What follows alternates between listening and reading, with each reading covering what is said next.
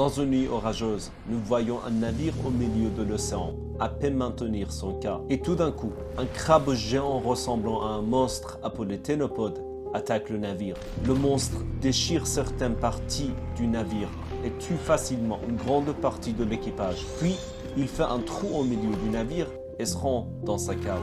L'équipage restant décide d'envoyer quelqu'un là-bas pour voir ce qui se passe.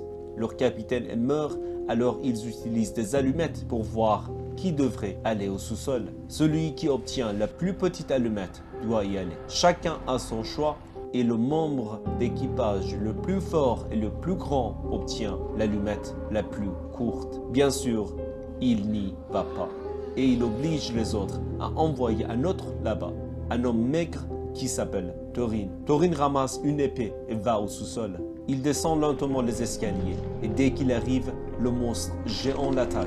Mais il ne peut pas l'atteindre car Thorin remonte quelques marches. Soudain, quelque chose d'étrange se produit. Le monstre utilise l'un des membres d'équipage qu'il a tué comme une marionnette et commence à parler à Thorin. L'île de Fiden. Je mange la viande.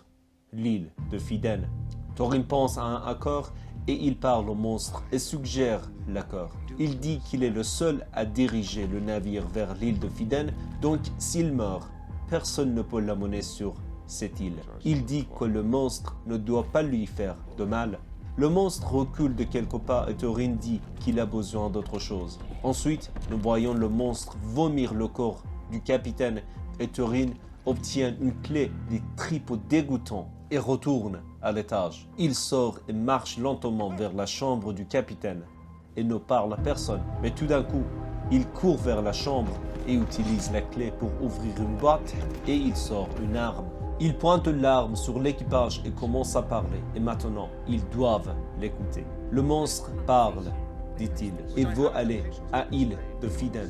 S'ils ne sont pas d'accord avec cette idée, le monstre les tuera tous. La première chose que Thorin fait est de se débarrasser de cet homme géant. Il oblige les autres à le jeter au sous-sol et le monstre le tue et le mange. Ils doivent continuer à nourrir le monstre et Thorin suggère de voir que lui et l'équipage doivent choisir entre deux options. L'une consiste à emmener le monstre sur l'île de Fiden et là, le monstre massacrera beaucoup d'hommes, de femmes et d'enfants.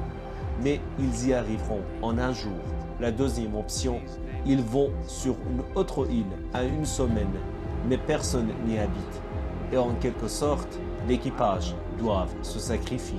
La plupart de l'équipage n'est pas d'accord avec la deuxième option, car cela signifie une mort certaine. Donc Thorin suggère un vote anonyme. Ceux qui veulent aller sur l'île de Fiden doivent marquer X, et ceux qui veulent aller sur l'île plus éloignée doivent dessiner un cercle.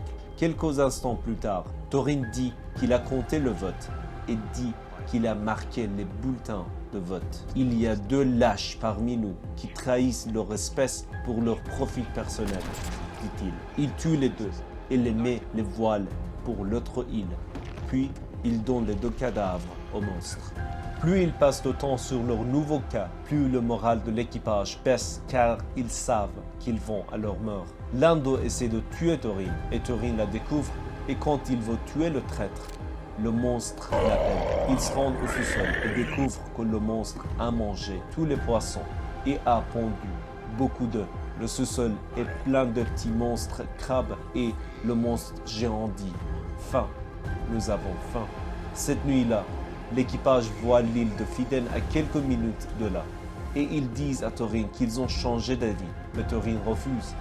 Quand Thorin se couche, tout l'équipage décide de le tuer. Ils vont dans sa chambre et le poignardent, mais il n'est pas là. Il est derrière eux et les tue un par un. Thorin compte combien il a tué et un est porté disparu. Il le trouve caché dans une boîte et l'homme dit que tout le monde voulait le trahir, mais il ne l'a pas fait. Il et Thorin a jeté les corps au sous-sol pour le monstre et ses bébés. Puis, Thorin révèle un énorme secret. Il dit à l'homme qu'il n'a pas marqué les votes parce qu'il n'en avait pas besoin. Tous ont voté de la même manière, l'île de Fiden. Et puis, il pousse l'homme au sous-sol. Thorin se rend alors au sous-sol et tout en parlant au monstre, il perce les barils de pétrole et le sol en est rempli. Dans un mouvement rapide, il sort son arme et tire sur une lampe et s'enfuit. Le feu commence à se propager et bien que la mère ait une coquille pour la protéger, les enfants vont tous brûler et mourir. Dory s'enfuit et le monstre essaie de l'attraper, mais il saute du navire. Il monte à bord d'un petit bateau et s'éloigne. Le navire brûle dans les flammes. C'était le récap de Bad Traveling, le deuxième épisode de la troisième saison de Love, Death and Robots. Pour plus de résumés, abonnez-vous à notre chaîne. Merci